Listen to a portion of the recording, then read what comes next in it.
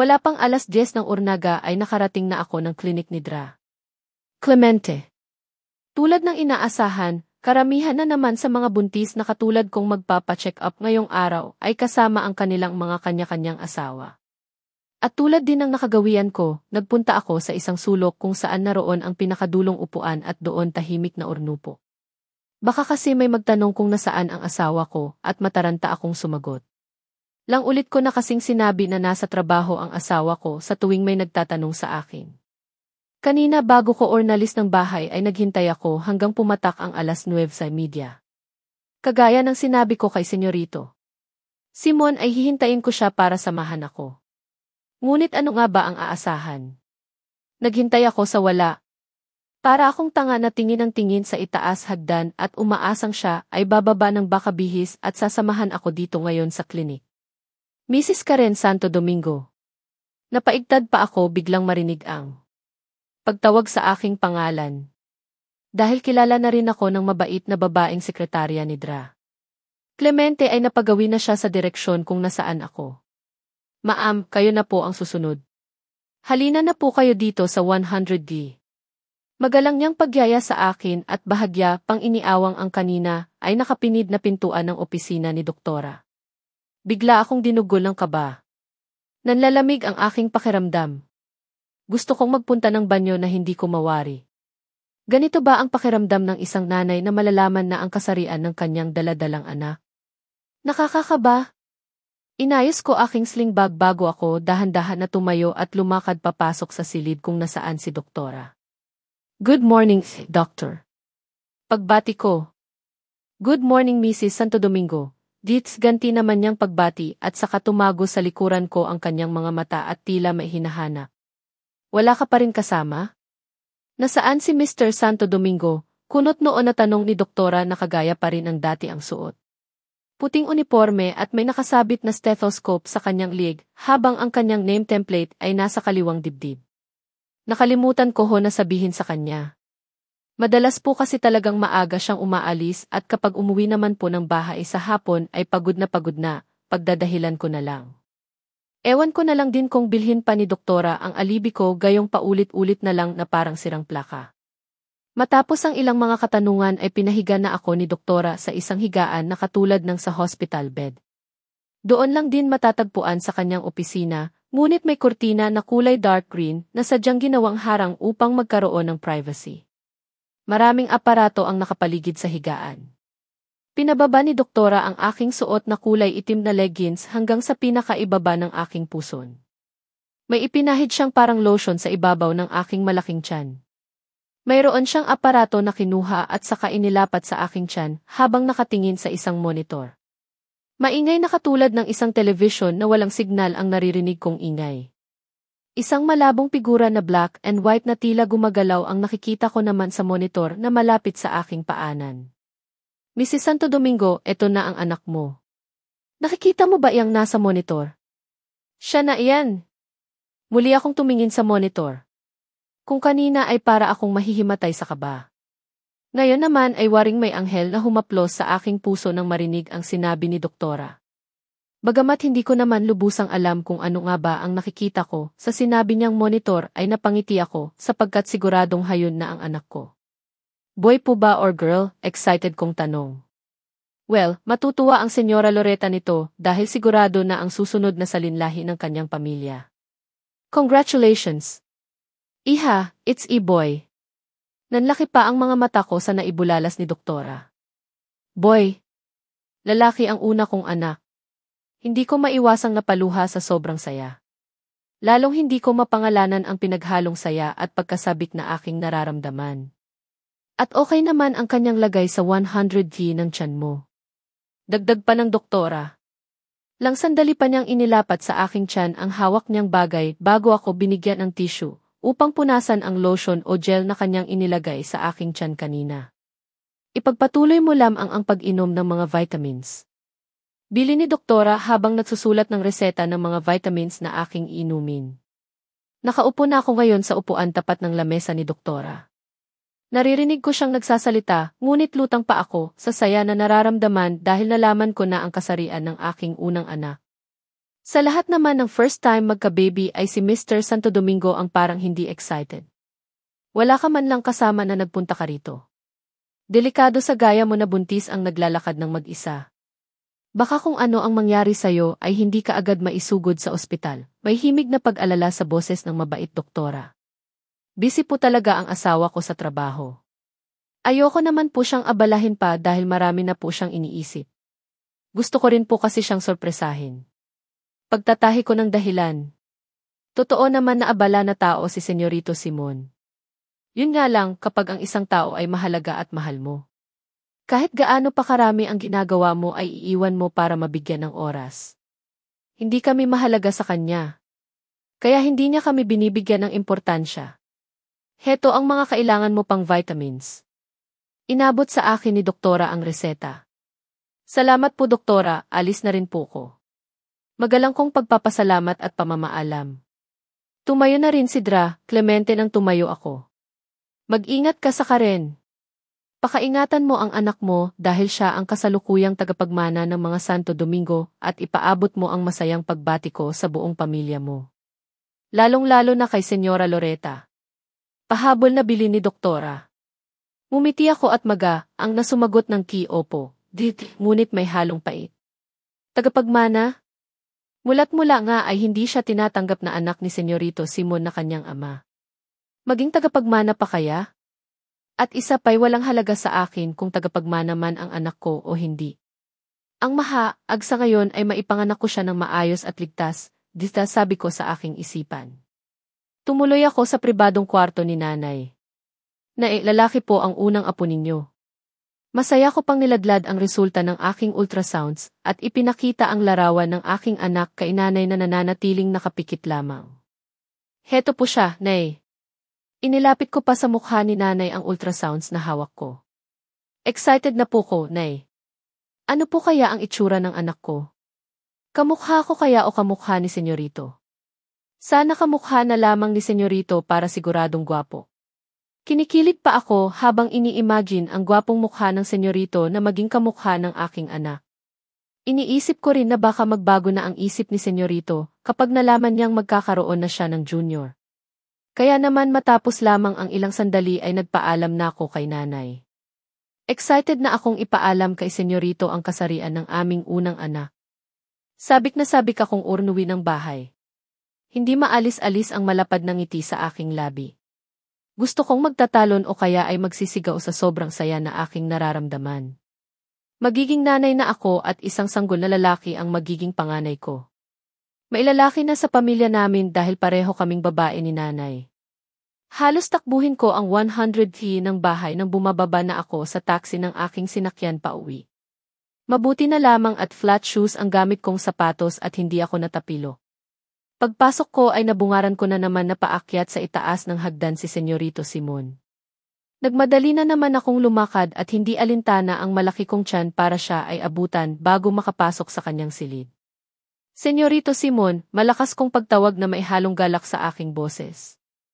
Nakapagpa-ultrasounds na ako, masaya kong sabi na tila hindi narinig ang mga sinabi niya kaninang urnaga nang banggitin kong nais ko sanang magpasama sa kanya sa ospital. Tumigil naman siya sa kanyang paghakbang. At pahitamad akong nilingon. So, sarkastiko niyang tanong at saka muling humakbang paitaas ng hagdan. Dahil makulit ako at gusto ko talagang ipagduldulan sa kanya na anak niya ang batang nasa sinapupunan ko. Humabol ako sa kanya at nagmamadaling umakyat din ng hagdan. Heto yung ultrasounds ko. Dali tingnan mo naman. Pamimilit ko sa kanya nang naabutan ko.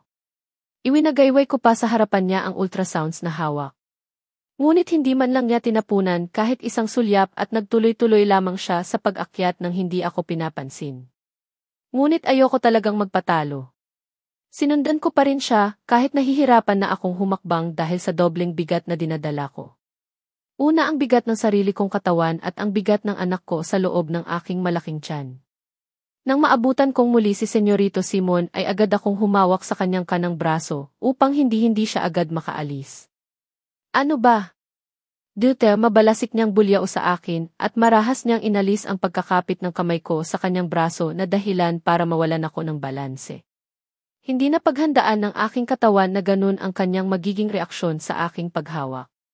Kaya naman nawalan ako ng panimbang at tuluyang nabuwal sa hagdan. Mabilis akong nagpagulong-gulong. Naghanap ang kamay ko ng makakapitan, ngunit sadyang wala akong mahanap at sa isang iglap ay tuluyan akong bumulusok hanggang sa unang baitang ng hagdan. Karen! Karen! Umalingaw-ngaw ang sigaw ni Senyorito sa buong kabahayan sa magkasunod niyang pagtawag sa aking pangalan. Maririnig din ang kanyang nagmamadaling yabag habang bumababa para ako ay saklolohan. Nahihilo ang pakiramdam ko habang masakit ang aking malaking tiyan na akin ng sapo sa dalawa kong palad. Waring may kumikirot ngunit hindi ko pa matukoy kung saan banda. Karen, muling tawag sa pangalan ko ni Senyorito nang siya ay tuluyang makababa. Nagmamadali niya akong dinaluhan. Kita ko sa kanyang gwapo at madalas na seryosong mukha ang tunay na pag-aalaala sa nangyari sa akin. Agad niya akong binuhat tulad ng sabuhat sa isang bagong kasal at saka siya nagmamadaling lumabas ng bahay. Senyorito, si baby baka napano na siya. Ang taas ng baitang kung saan ako nadulas. Sumasakit ang tiyan. May kumikirot at napakasakit. Puno na ng luha ang aking mga mata dahil sa pag-aalala sa pwedeng maging kalagayang ng anak. Paano kung may masamang mangyari sa anak? Paano kung mawala siya? Paano kung mamatay siya? Punong-puno ng mga nakakatakot na katanungan ang aking isipan. Halo-halong emosyon na ang aking nararamdaman. Takot, pagkalito, pagkabalisa at kung ano-anong negatibong pangyayari ang nakikita ko sa aking imahinasyon. Naramdaman ko naman na maingat akong pinaupo ni Senyorito sa 100 ng kanyang sasakyan. Sa harap niya ako inilagay at maingat niya akong nilagyan ng seatbelt. Hindi siya nagsasalita habang nagmamadali sa lahat ng kilos. Lalo akong nahihilo dala ng aking pagkahulog.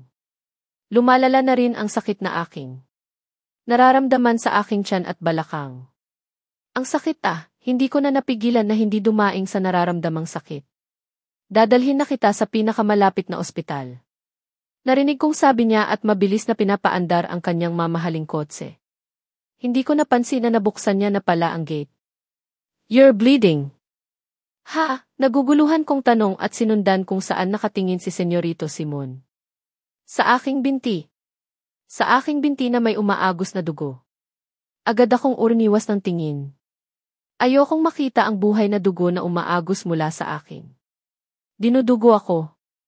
Diyos ko, Panginoon, wag naman Huwag niyo pong hayaan na may mangyaring masama sa anak ko. Baka hindi ko nakayanin. Huwag naman po sana. Taimtim kong panalangin habang nakapikit ang aking mga mata. Just hold on, bibilisan ko pa ang pagmamaneho, wika ni Senyorito Simon habang sa harap na ng sasakyan nakatingin. Panay din ang kanyang pagbusina ng malakas sa bawat nakakasalubong namin. Natataranta na ba si Senyorito Simon sa pwedeng mangyari sa kanyang anak? Naghihingalo na ba ako at ano-ano na ang iniisip ko? Ngunit habang lumilipas ang oras ay patindi na ng patindi ang sakit na aking nararamdaman. Waring hindi ko na kaya. Daing na ako ng daing sa sakit. Hindi na ako mapakali ngunit pinipigilan kong kumilos dahil baka lalong mapahamak ang anak ko sa 100 ng aking sinapupunan. Makalipas pa ang ilang minuto ay huminto ang aming sasakyan. Maya-maya ay binuksan na ni Senyorito Simon ang pintuan ng sasakyan at kanya na akong pinangkong muli. Sir, dito May mga naririnig na akong boses sa paligid. Waring nagkakagulo sila. Ngunit parang nawawalan na ako ng lakas para imulat pa ang aking mga mata. Marahil ay nasa emergency na kami ng isang ospital. Lang buwan na siyang buntis, sir. Kayo po ba ang asawa? Bakit po siya dinugo? Sunod-sunod na mga tanong. Isa-isa metro not sure. Maybe 6 to 7 months. Bakit ba ang dami ninyong tanong? Pwede bang unahin at asikasuhin na muna ninyo ang pasyente? Hindi niyo ba nakikita na dinudugo? Galit na sagot ni Senyorito Simon sa sinumang nagtatanong. Hindi na malinaw sa akin kung ano pa ang kanilang pinag-usapan dahil may mga lumapit na sa akin upang ako ay gamutin. Maya-maya pa ay ipinasok na ako sa isang kwarto. Ngunit naging blanko na sa akin ang mga sununod na pangyayari. Unti-unti kong iminulat ang aking mga mata na inaantok pa. Malabo ang anag-ag na aking nakikita. Muli akong pumikit at muling nagmulat. Kumurap-kurap ako. Paulit-ulit kong ginawa hanggang sa masanay na ang paningin ko sa liwanag sa paligid. Kulay puti. Puting kisam at puting ilaw. Nasaan ako? Naguguluhan kong tanong sa aking isipan. Sigurado akong hindi ito ang kwarto kong garnet. Kulay pink ang kulay ng pintura ng silid ko at hindi kulay puti. At saka bakit parang amoy gamot na parang amoy alkohol na hindi ko mawari? Nasaan ba ako? Pinilit kong alalahanin ang mga nangyari. Napabalikwas ako sa pagkakahiga ng may mga maalaalang tagpo sa aking isipan. Naging malinaw sa alaala ko ang lahat. Mula sa ultrasounds ko hanggang sa aksidente akong mahulog sa mataas na baitang na bahagi ng hagdan. Naalala ko kung paano sumakit ang aking tiyan. Kung paano ako dinugo at itinakbo sa ospital. Tama na sa ospital ako. Naramdaman kong may kumikirot sa isang bahagi ng aking tiyan sa ginawa kong pagkilos. Iha, huwag kang basta kumilos baka bumuka ang tahi mo. Si Senyora Loretta ang nagsalita. Anong baka bumuka ang tahi? Oo nga pala. Nakaisarian ako. Kailangan na raw kunin ang sanggol sa sinapupunan ko dahil delikado na kung siya ay mananatili pa ng matagal sa 100 ng katawan ko. Ang anak ko. Bigla akong napaluha nang maisip ko ang aking kaawa-awang anak. Senyora, ang baby ko eh. Agad kong naging tanong. Hindi ko pa kabuwanan. Kaya hindi pa siya dapat ipanganak. Kulang na kulang siya sa buwan. Huwag ka nang mag-alala, ligtas ang baby mo, iha. Ayos ang anak mong si Santino. Napakagwapong bata at sigurado akong paglaki niya ay kamukhang kamukha siya ng papa niya. Nakangiting sagot ng senyora sa aking katanungan. Gurnaan ang pakiramdam ko nang malaman na ayos lang ang kalagayan ng anak ko. Santino. Santino ang pangalan ng anak. Ang gandang pangalan. Bagay na bagay sa isang anghel. Malamang si senyora ang nagbigay ng magandang pangalan kanyang apo. Pero hindi ko pa po kabuwanan. Okay lang po ba siya? Baka po kulang ang mga daliri niya. Baka hindi pa buo ang mga organ niya. Nasan po siya? Nagpalingalinga ako sa paligid at hinahanap ang anak ko. Akma pa akong baba sa higaan nang mabilis akong pigilan ni Senyora Loretta. Karen, iha, huminahon ka. Ligtas ang anak mo. Kumpleto ang bahagi ng katawan niya. Kailangan niya lang munang manatili sa inkubator dahil nga sa kulang pa siya sa buwan. Pero maniwala ka, malakas at matapang ang anak mo. Kaya makakayanan niyang mabuhay. Ginagap ni Senyora ang kamay ko at niyakap ako. Hinaplos-haplos pa niya ang aking likod upang ako ay mapakalma. Malakas ang anak mo, iha, parang ikaw. Kaya ang dapat mong gawin ay magpalakas din nang sa ganoon ay mapuntahan mo siya. Pero sa ngayon ay mahina ka pa. Kaya dapat ay magpahinga at magpalakas ka ulit. Higit sa lahat, manalangin lagi tayo sa mabilis na recovery ni Santino. Mangiyak-ngiyak si Senyora Loretta habang nagsasalita. Pero Senyora. Lola. Pagputol ni Senyora sa sasabihin ko. Nakalimutan mo na ba na lola mo na ako?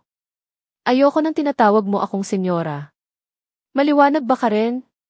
Turnango-tango ako bilang tugon sa mga sinabi ng mabait na matanda. Nasaan po si Senyorito Simon? Iniwas ko ang aking mga mata kay senyora upang hindi niya mabasa ang anurnan na nararamdaman ko sa kanyang apo. Umuwi na muna, iha, pinagpahinga ko na rin. Wala pa siyang tulog at puno ng dugo ang kanyang suot na damit. Ayaw nga niyang umuwi. Pero pinilit ko na rin. Ganun po ba? Tanging nasambit ko. Waring ayokong maniwala. Hindi ko na itatanong kung ano ang nangyari. Kung bakit na aksidente ka at umabot sa panganganak mo nang wala sa oras. Ipinagtapat na sa akin ni Simon kung bakit ka nadula sa hagdan. May pait sa himig ng senyora at mabigat na nagbuntong hininga. Natigilan ako. Sinabi kaya ni senyorito ang katotohanan? Humingi siya ng tawad dahil aminado siyang kasalanan niya ang lahat. Pasensya ka na, iha. Hindi ko napalaki ng maayos si Simon. Ako na ang humihingi ng kapatawaran sa kanyang mga pagkukulang. Malungkot na wika ng senyora. Naluha ako. Hindi lang dahil sa muntik na akong mawalan ng anak. Naluluha rin ako dahil sa lungkot na aking nasisilayan sa mga mata ni Senyora Loretta. Lola, huwag po kayong humingi ng tawad sa akin dahil wala po kayong masamang ginawa kailanman, wika ko naman. Sumilay ang ngiti sa labi ng senyora. Ngating. May halong pait. Malalampasan din natin ang pagsubok na ito, Karen. May uwi rin natin agad si Santino sa bahay. Kaya dapat na paghandaan mo ang mga dapat mong gawin. Kailangan mo ng pag-aralan kung paano siya alagaan. Opo, Lola, ngayon pa lang ho ay nasasabik na akong alagaan siya. Sabik ko na siyang kargahin at ihelipo sa aking kandungan, di tema tapat kong tugon kay senyora. Naniniwala akong magiging mabuti kang ina, Karen. Maayos kang napalaki ng nanay mo sa kabila ng mag-isa lamang siya sa buhay habang ikaw ay lumalaki. Napangiti ako. Ngunit sa ngayon ay hindi mo pa pwedeng kargahin si Santino. Baka bumuka ang tahi mo. Kaya magpagaling ka na muna. Pihong napakakulit at napakalikot ng apo ko dahil lalaki. Hinaluan pa ni senyora ng pagtawa ang kanyang sinabi. Marami nga ang nagsasabi na malikot ang batang lalaki kumpara sa batang babae. Ngunit kahit gaano pa kalikot o kakulit ang anak ko ay anak ko siya. Gusto ko na siyang puntahan kung saan man siya naroon. Gusto ko siyang sulyapan kahit saglit lang. Ang anak ko. Ano kaya ang kanyang itsura? Totoo kaya nakamukha niya sa kanyang paglaki ang kanyang papa? Papa? Si Senyorito Simon. Sapat na ba ang paghingi niyang tawad? Muntik kaming mamatay ng anak ko nang dahil sa kanya. Muntik nang mawala si Santino nang dahil sa walang puso niyang ama. Ipinilig ko na lamang ang aking ulo at pumit ng mariin upang tapusin na ang aking pagluha at pag-alala sa kung ano-anong negatibo. Nakita ko sa aking balintataw si nanay. Hindi ako pwedeng burnitaw. Para kay nanay. At ngayon nga ay para na rin sa anak. Si Santino. Nakauwi ako ng bahay galing sa ospital, ngunit hindi ko kasama si Santino. Ayon sa doktor, kailangan pa na obserbahan ng mabuti ang kalusugan ng anak ko. Bago naman ako umuwi ay nasilip ko siya. Umiyak ako ng umiyak habang pinagmamasdan siya sa malinaw na salamin na nagsisilbing harang ng silid niya. Awang-awa ako sa anak ko. Napakaliit niya ngunit kung ano-anong aparato ang nakadikit sa katawan niya. Ayokong sanang urunuwi at iwan siya sa ospital, ngunit kinakain ako, lalo ng lungkot pag iniisip kong ilang hakbang lang ang pagitan naming mag-ina. Kaya labag man sa kalooban ko ay mas pinili ko ng umuwi. Sinubsob ko ang aking sarili sa pagbabasa ng mga kung ano-anong libro tungkol sa ang pag-aala ng sanggol. Pati sa YouTube ay halos limasin ko ang lahat ng mga video tutorial. Paulit-ulit kong pinapanood kung paano buhatin ang bagong panganak na sanggol. Kung paano ang ang pagpapaligo, pagdadamit, paglagay sa crib at kung ano-ano pang mga bagay basta tungkol sa pag-aalaga ng sanggol. Hindi rin ako nagmimintis sa pag-inom ng mga vitamins upang magbalik ang lakas ko. Hindi ko rin nakalimutan uminom ng gamot para sa mabilisang paghilom ng sugat ko sa tiyan kung saan kinuha ang anak ko. Maliit na pahalang natahi sa ibabang bahagi ng aking ang puson ang maingat kong nililinis araw-araw. Matapos ang isang buwan na pananatili ni Santino sa ospital. At lumabas na sa pagsusuri ng mga doktor na kaya na ng katawan niya ang mabuhay ng walang kung ano-anong aparato sa katawan ay inalis na ito sa kanya. Sa wakas, matapos ang isang buwan naming paghihintay ay naiuwi na namin siya sa mansyon ng kanyang papa. Hindi rin umuwi si senyora sa probinsya hanggat hindi niya natitiyak na ligtas ako at ang kanyang unang apo sa tuhod. Giliw na giliw siya sa sanggol na palagi lamang tulog. Waring isang anghel na natutulog. Kaming dalawa ni Senyora Loretta ang sumundo kay Santino sa ospital. Hindi ko mapangalanan ang nag-uumapaw na saya nang ibigay na siya sa akin. Ingat na ingat ko siyang kinarga sa aking kandungan. Hindi ako makapaniwala na nakikita ko na nahahawakan ko na siya. Kailan lang ay sa ultrasounds ko lang siya nakikita. Sa 100D lamang ang tiyan ko nararamdaman ang kanyang pagkilos. Ngunit heto na siya, karga ko na. Nakikita ko na at nahahawakan. Sigurado akong tuwang-tuwa ang aking namayapang asawa, ang papa at mama ni Simon kung saan man sila naroroon ngayon dahil mayroon na silang napakagwapong apo. Malamang din na inggit sila sa akin dahil naririto ako at inaalagaan ang munting anghel na natutulog, masayang lahad ng senyora habang pinagmamasdan si Santino na natutulog sa kulay asul niyang crib. Agad na nagpagawa si Senyora Loretta ng sariling kwarto ang aking anak. Kulay baby blue ang kulay ng pintura at maging ang lahat ng mga bagong garnit sa loob nito. Mula sa mga bagong damit hanggang sa mga laruan na matagal pa sigurong masusuot at malalaro ni Santino. Bueno iha, paano ba to? Ayoko man umalis pero magpapaalam na ako. Kailangan ko sa hasyenda. Naunawaan mo naman siguro na kailangan ako ng mga tao roon. Malungkot na pagpapaalam ni Senyora. Kung ako ang masusunod ay ayoko siyang umalis. Kung pwede nga lang ay sumama na rin kami ni Baby Santino sa kanya pauwi sa hasyenda. Simula nang makauwi ako rito sa bahay nang makapanganak ako, ay hindi pa kami nagkikita ni Senyorito Simon. Hindi ako nagtatanong kung nasaan siya. Hindi ko alam kung urno uwi siya dito dahil lagi lang naman ako dito sa 100T ng kwarto. Sa totoo lang, ayoko na muna siyang makita. Sariwa pa sa akin ang sakit na siya ang dahilan kung bakit nalagay kami ni Santino sa tiyak na kapahamakan. Siya ang dahilan kung bakit kahit kulang pa sa buwan ay kinailangan ng alisin sa sinapupunan ko si Santino. Siya ang dahilan kung bakit sa nanatili pa sa ospital ang kaawa-awa kong anak. Gusto ko sanang naman na lang kay Senyora sa pag-uwi ngunit paano naman si nanay? Napakalayo ng hasyenda Clito sa lungsod. Karen, alagaan mong mabuti ang sarili mo ha. Lalong-lalong na ang anghel kong si Santino, Dits. Opo, Lola, aalagaan kong mabuti si Santino at wag po kayong mag-alala. Maghihilom din po ang sugat ko, nakangiti ko namang tugon. Lola, salamat nga po pala sa pangalan ni Santino. Napakaganda po ang ibinigay ninyong pangalan. Ang totoo po, wala talaga akong maisip na pwedeng ipangalan sa kanya. Umiti ang senyora sa akin. Hindi naman ako ang nagbigay ng pangalan kay Santino kundi mismong si Simon. Ang papa niya ang nagbigay ng pangalan niya. Hindi ko na lang naitanong kay Simon kung saan niya kinuha ang Santino. Malamang na baka isinunod niya na lamang sa kanyang pangalan, Dids. Medyo nagulat ako sa nalaman. Hindi ko talaga sukat akalain na hindi pala si Senyora ang nagbigay ng pangalan kay Santino. Si Senyorito Simon pala. Siya pala ang nagbigay ng pangalan sa anak. Sa anak namin. Tanggap niya na ba ang anak naming dalawa? Tanggap niya na ba si Santino? Paano ka rin, tutuloy na ako. Yung mga bilin ko sa'yo wag mong kakalimutan.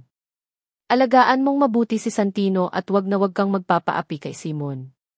Lumaban ka dahil na sa'yo ang lahat ng karapatan at ibinibigay kong lahat sa'yo ang lahat ng karapatan. Legal kanyang asawa at ina ng kanyang anak. Kaya magpakatatag ka, Karen. Marami pang darating na pagsubok, ngunit alam kung kayang-kaya mong lampasan ang lahat ng iyon. Bulong sa akin ng senyora nang yakap niya ko. Gumawi din siya sa crib kung nasaan. Payapang natutulog ang aking anak. Hinaplos niya ang ulo nito at mumiti. Mamimiss ko ng sobra ang anghel na ito. Mahal na mahal kita, apo ko, di huling sinabi ni senyora bago namin nilisan ang kwarto ni Santino. Hinatid ko siya hanggang sa makalabas ng gate ang kotse na kanyang sinasakyan. Malungkot ko siyang tinatanaw hanggang sa hindi ko na makita. Parang pakiramdam ko nag-iisa na naman ako. Si nanay hindi ko tiyak kung kailan muling gigising. Habang si senyora naman ay kailangan magbalik sa aming probinsya. Wala na naman akong kaibigan. At ang asawa ko, hindi naman asawa ang turing sa akin. Hanggang ngayon ay hindi man lamang sinisilip ang aming kalagayan.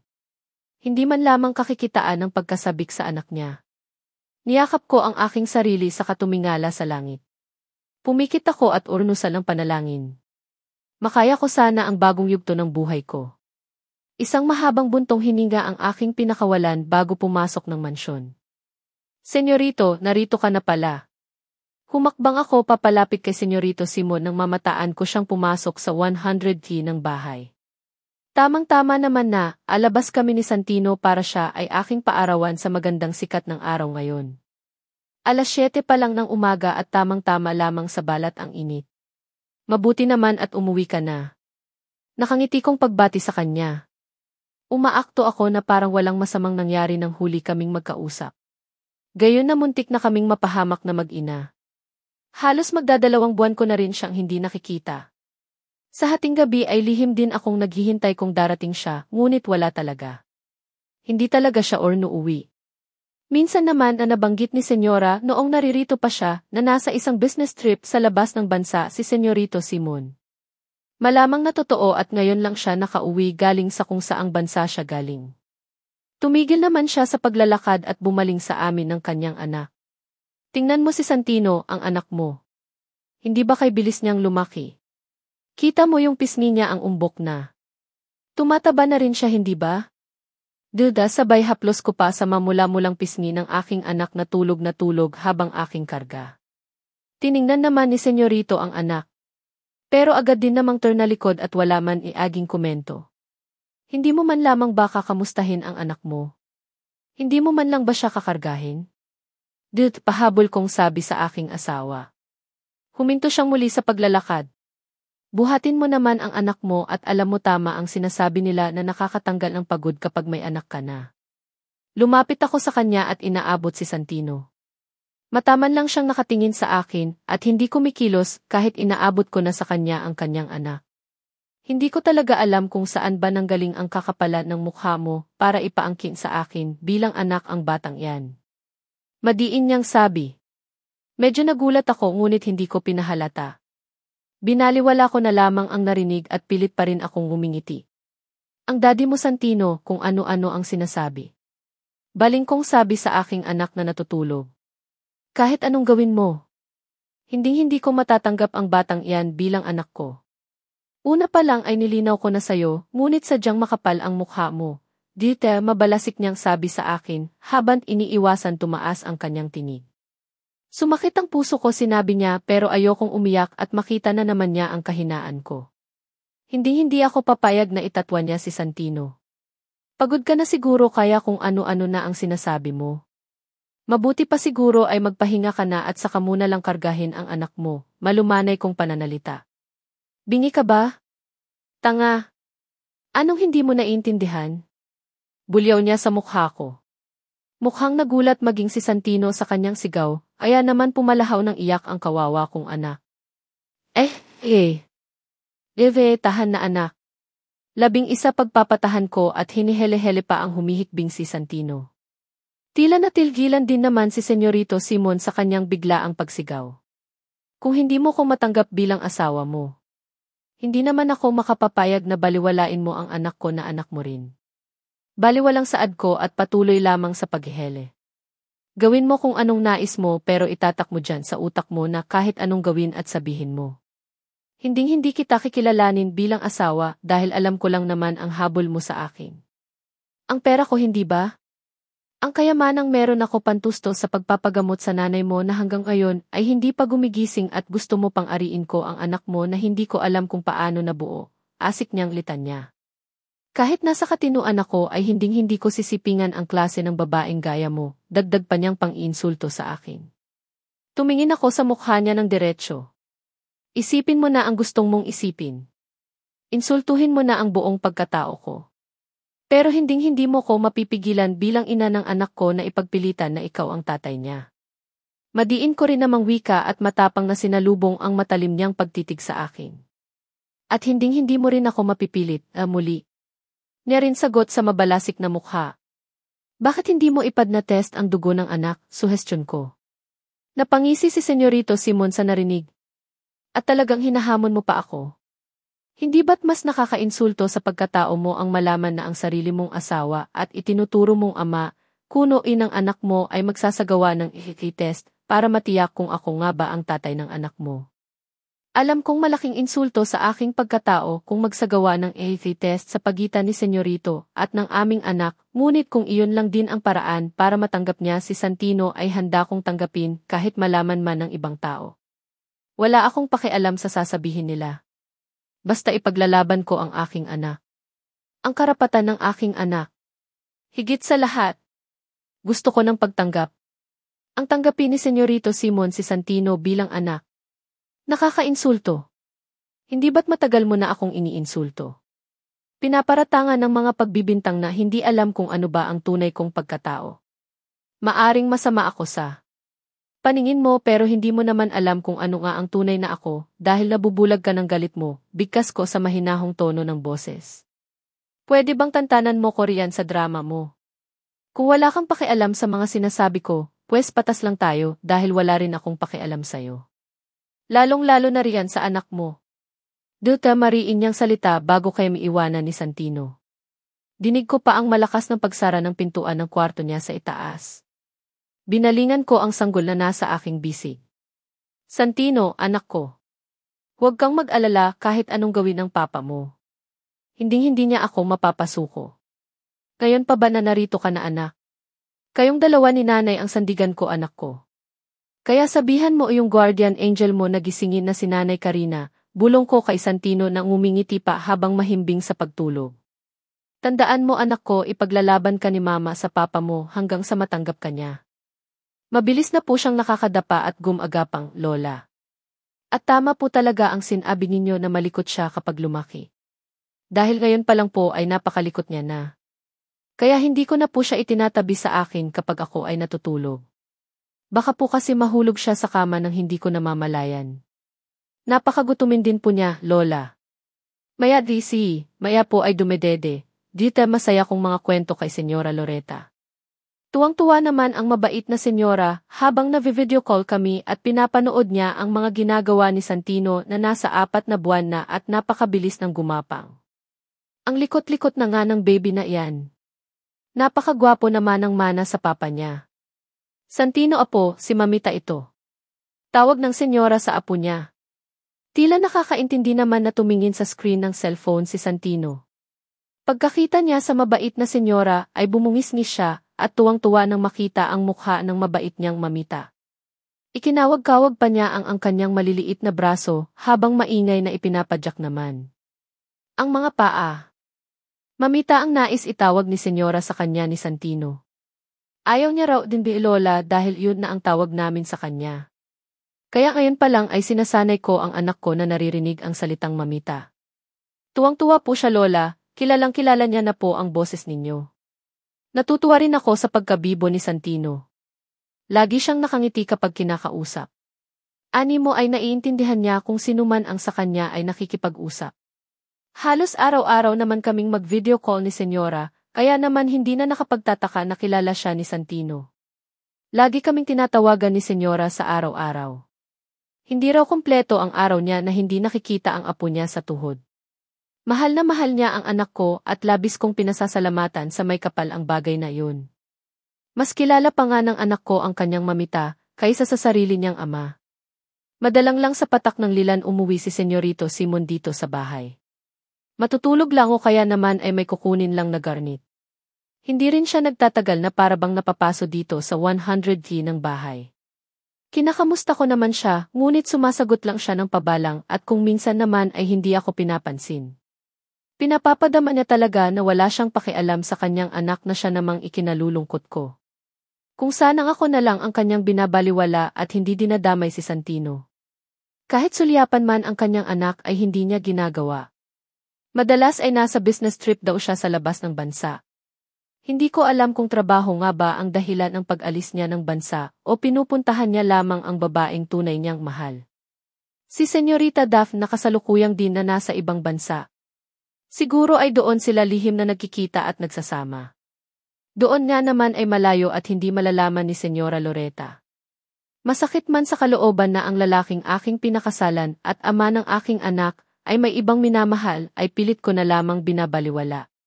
Ayoko nang mag-isip ng mga kung ano-anong negatibong bagay dahil narito naman at kasama ko si Santino na isa na sa dahilan kung bakit ako nabubuhay at lumalaban. Binabaliwala ko na lang ang kaisipang pinagtataksilan ako ng sarili kong asawa dahil wala naman akong magagawa. Matanda na siya at alam niya na kung ano ang tama at mali. Hindi ko na kailangan ipaalala sa kanya kung ano na ang estado niya at hindi ko na rin kailangan sabihin na asawa niya na ako at may anak na kami. Alam naman niya. Siguro ang iapat gawin ng isang taong pamilyado na. Kung sa bagay, ano nga ba ang laban namin ni Santino kay Senyorita Daphne? Siya ang tunay na mahal ni Senyorito Simon. Siya ang nobya bago pa ako pumasok sa eksenang wala akong alam. Siya ang dapat narito sa bahay at hindi ako. Pero iba na ang sitwasyon ngayon. Baliktarin man ang mundo ay hindi na mag-iiba ang katotohanan at ang kasalukuyan. Ano naman kung hindi niya na kami uwian ni Santino dito sa bahay? Ano naman ngayon kung mas mahal niya si Senyorita Daphne kaysa sa amin na mag-ina niya? Hindi ko dapat ikabahala ang bagay na yun. Ako naman ang asawa. ang ina ng kanyang anak. Kami ng anak ko ang legal niyang pamilya kahit anong gawin niya. Mas lamang sa akin ang kaisipang anurnan ang mangyari ngayon o sa hinaharap ay ako at ang anak ko ang nakakaangat sa lahat ng estado. Dahil sa mata ng tao at ng Diyos, kami ni Santino ang mas may karapatan sa kanya at sa lahat-lahat. Nang meron siya. Sige lang, kung tama nga ang hinala kong lihim silang nagkikita sa ibang bansa ni Senyorita Daphne ay mag-enjoy lang sila. Sino ba ang nagkakasala? Ako ba? Ako ba ang tatawaging taksil? Pero hindi nila ako maapektuhan. Kaya kung inaakala ni Senyorito Simon na malungkot ako sa setup namin bilang mag-asawa at bilang isang pamilya. Pues, siya ang dapat ma-stress sa akin dahil hinding-hindi ko basta isusuko kung ano ang karapatang na meron ako lalong-lalo na para sa anak ko. Ipaglalaban ko hanggat sa kaya. Titiisin kong marinig ang mga patutsada laban sa pagkatao. Magtitiis ako dahil isa na akong ina. Kailangan ng anak kong si Santino ng isang ina na proprotekta sa kanya. Kung ako lumaki nang wala man lang kinilalang ama. Hindi ko naman papayagan na mangyari rin kay Santino ang parehas na kapalaran ko. Ang lumaking parang may kulang sa pagkatao dahil sa wala man lang tatay na matatawag. Hindi nakaramdam ng pagmamahal galing sa isang tatay. Lihim akong naiinggit sa mga kalaro ko noong bata pa ako dahil may mga tatay sila. Kapag hapon o kaya ay paggabi na. Darating na ang mga tatay nila galing sa trabaho. Tuwang-tuwa silang lahat at nagtatakbuhan para salubungin ang kani-kanilang tatay. Samantalang ako, nakatingin sa kanila at nangangarap na sana ako rin. Sana may tatay din ako na darating at sasalubungin. Alam mo yung pakiramdam na parang may kulang. Parang hungkag. Yung hindi buo. Waring may nawawalang parte sa katauhan mo na hindi mo naman matukoy kung ano. Nagtataka akong nagpalingalinga sa bahay nang mabungaran ang mga garnet sa sala. Tinanong ko agad si Manang kung kanino ang mga maleta at iba pang paper bags na may mga tatak ng branded na mga gamit. Nakatulog kasi kami ni Santino matapos kaming kumain ng tanghalian. Anong oras na rin kasing natulog si Santino kagabi kung kaya pareho kaming puya. Pagdating ng madaling araw ay nagising na siya at hindi na natulog at naglaro na lang. Hindi talaga biro ang puyatan at tiyaga kapag may baby ka na. Kahit antok na antok pa ang mga mata ko, ay pilit ko pa rin na iminumulat. Karen, dumating si Senyorito Simon kanina. Hindi ba tumuloy sa kwarto ninyo? Duta, sagot ni Manang. Waring tumalon ang puso ko nang marinig ang sinabi ni Manang Lorna. Hindi ako sanay na senyorita ang tawag sa akin, kaya pinagpilitan kung Karen lamang kung ako ay kanyang tatawagin. Walang alam si Manang Lorna kung anong klaseng relasyon meron kami Senyorito Simon. Mabuti na nga lamang at may isang Manang Lorna na narito sa bahay. Siya ang gurnagabay sa akin kung paano ang tamang pag-aasikaso kay Santino. Iba rin kasi ang aktwal na itinuturo kaysa sa binabasa ko lang o pinapanood sa social media. Inalok naman ako ni Senyora Loretta na kung gusto ko raw ikuha ng yaya si Santino para may kapalitan ako sa pag-aalaga, ngunit tinanggihan. Nais kong ako mismo ang personal na mag-aasikaso at gagabay sa sarili kong anak. Siguro po ay hindi niya na kami inistorbo ni Santino dahil po tulog na tulog pa kaming mag-ina. Hindi ko nga po namalaya na dumating na pala siya dahil po sa himbing na himbing talaga ako. Anong oras na rin po kasing natulog si Santino? Kanina naman po ay maaga siyang nagising. Palusot ko na lamang nasagot kay Manang. Mukhang naniwala naman ang mabait naming kasama sa bahay at ipinagpatuloy na lang ang pagliligpit ng mga gamit sa kusina. Manang. Muli kong paglapit kay Manang Lorna. Sige na pwede na po muna kayong umuwi at magpahinga muna sa bahay ninyo. Magiliw kong sabi sa kanya. Sadya ko talagang hindi pinapapasok dito sa bahay si Manang kapag narito si Senyorito Simon. Pinapaul ko agad siya para na rin kung sakaling sigawan at awayin ako ng aking asawa ay hindi niya maririnig. Mahirap na rin at baka makarating kay Senyora Loretta. Ayokong sasama ang 100 ng mabait na mamita ni Santino. Ako ang personal na nagluluto kapag narito sa bahay si Senyorito. Kahit hindi niya naman ako itinuturing na asawa ay magandang gampanan ko pa rin ang tungkulin ng isang may bahay. Nagluto ako ng potserong baboy na alam kong isa sa mga paborito niyang ulam. Gutom ka na ba? Ipaghahain na kita. Kanina pa ako nakapagluto ng hapunan. Tanong at imporma ko kay Senyorito Simon na kagagaling sa itaas ng bahay. Wala akong narinig na sagot mula sa kanya. Nagpunta lang siya sa refrigerator at kumuha ng malamig na tubig na nasa plastic bottle. Naghain na lang ako ng pagkain sa lamesa, kahit walang tugon na narinig. Ornupo naman siya sa pinakasentrong upuan ng dining table at nagsimulang nagsandok ng kanin at ulam. Nais ko sana siyang bantayan habang kumakain dahil baka may kailangan pa siya, ngunit mas prioridad ko ang anak kong naglalaro ng tahimik sa kanyang crib. Parang gusto kong umiyak. Hindi man lamang tapunan ng kahit pahapyaw na sulyap ni Senyorito Simon ang kanyang anak. Tumingala na lamang ako sa itaas para pigilan ang nagbabadyang luha na nais na naman kumawala sa aking mga mata. Maya-maya pa ay natapos Senyorito sa pagkain. Ornino muna siya ang 2 basong tubig at saka tumayo. Pwedeng pakibantayan mo muna si Santino. Ligpitin ko lang ang mga pinagkainan mo. Mahinahon kong pakiusap sa kanya. Marahas siyang tumingin sa akin. At ano namang palagay mo sa akin? Yaya ng anak mo, madiin niyang wika. Anak mo rin siya. Sagot ko sa mahinahon pa rin na tinig. Tumawa siya ng pagak. Mag-ilusyon ka hanggat gusto mo. Pero hinding-hindi ko magiging anak ang anak mo, sikmat niya habang nanlilisik ang mga mata at umigting ang panga. Paulit-ulit mo man akong insultuhin ay hindi na magbabago ang katotohanan. Ikaw ang tatay ni Santino kahit anong gawin mong pagtanggi. Ganti ko naman na sagot. Kung hindi lang malalaman ni Lola, magsasagawa ako ng SCT test para masampal ko sa makapal mong mukha ang kasinungalingan mo. Pero dahil nabilog muna ang ulo ng lola ko, kaya inunahan niya na ako tungkol sa SCT test, asik niya. Mag-ingat ka sa mga sinasabi mo, Senyorito. Baka sa'yo maisampal ang katotohanan na sinasabi mo. Hindi na rin talaga ako magpapaawat na magsalita. Nakita kong tumaas ang sulok ng labi niya. Napansin kong tumapang ka. Bakit kaya? Alam ko na. Dahil ba alam mong mas kakampihan ka ng lola, kaysa sa akin na tunay niyang ako? Paratang niya. Kapag nagsagawa ako ng SCT test tiyak na magagalit at sasama ang 100D ni lola, kaya hahayaan ko na lang muna ang ilusyong pilit mong pinapaniwala sa lahat ng tao, lalong-lalo na kay lola. Pero ako, tinuro niya ang sarili Garnet ang kanyang hintuturo, hinding-hindi mo mabibilog ang ulo. Hinding-hindi ko kikilalanin na anak ang sinasabi mong anak ko, 11 sabi niya na itunuro rin ang kinalalagyan ni Santino. Isang babae lang ang pinangarap kong maging ina ng mga anak ko at si Daphne lang yun. Walang iba lalo na ang isang ilusyonada na desperada na mukhang perang gaya mo, sa kanya padarag na itinulak ang plato at binagsak ang tinidor at kutsara na ginamit niya sa pagkakain. Halos matumba rin ang bangko na kanyang inupuan ng siya, ay biglang tumayo at malalaking hakbang na iniwan kami sa dining area.